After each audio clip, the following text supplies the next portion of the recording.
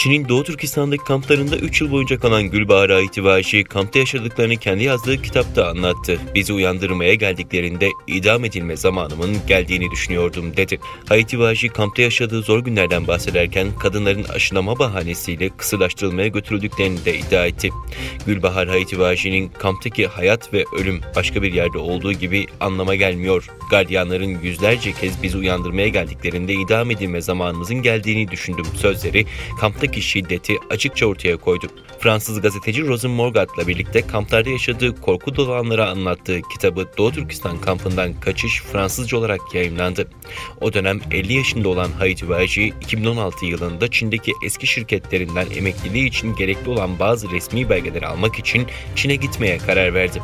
Ülkeye giriş yaptıktan kısa bir süre sonra tutuklanan Haitivaji, tutuklama bahanesi olarak kızı Gülmuhar'ın Fransa'dayken elinde Çin hükümetinin yasaklanmış olduğu Doğu Türkistan bayrağıyla gülümserken fotoğrafı gösterildi.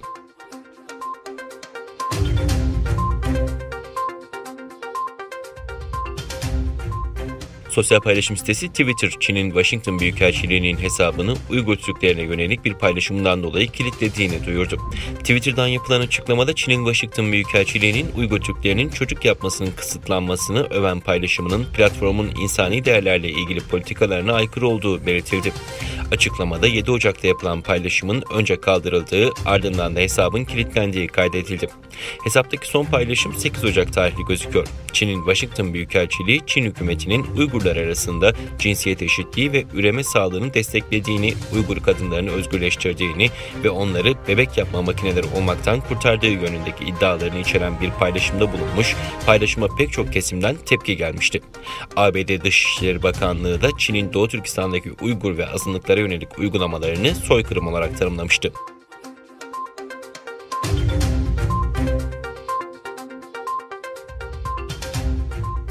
Çin'de günlük vaka sayısı 150'ye yaklaşırken Pekin'de yurt dışından gelenler için uygulanan 14 günlük karantina süresi 28 güne çıkarıldı. Koronavirüsün ortaya çıktığı Çin'de son 24 saatte 18'i yurt dışı kaynaklı 144 yeni vaka tespit edildi. Virüs nedeniyle hayatını kaybeden olmadı. Vakaların ülkenin güneyine göre daha soğuk hava koşullarının yaşandığı Kuzeydoğu bölgesi ve Rusya sınırına yakın eyaletlerde yoğunlaştığı görülüyor.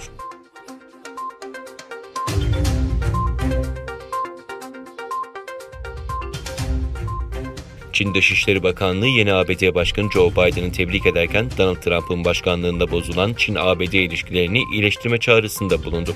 Bakanlık sözcüsü Biden'ın yemin töreninde yaptığı konuşmada birçok kez birlik konusuna odaklandığını dile getirerek yakılan köprülerin yeniden inşa edilmesi gerektiğini söyledi.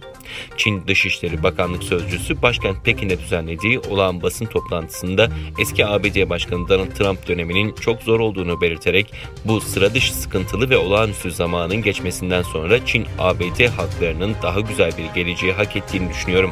Başkan Biden'ın ABD yönetiminde başarılı olabilmesini umuyoruz ifadesini kullandı.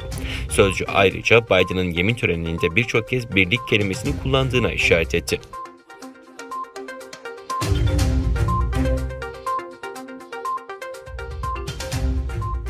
İran başkenti Bağdat'ta kalabalık bir pazarda düzenlenen 2 intihar saldırısında en az 32 kişi hayatını kaybetti, 100'den fazla kişi de yaralandı. Saldırıyı IŞİD üstlendi. IŞİD Telegram üzerinden yaptığı açıklamada saldırının hedefinin Şiiler olduğunu belirtti. Polisin kovaladığı intihar eylemcileri girdikleri Tayaran meydanında üzerlerindeki patlayıcıları patlattı.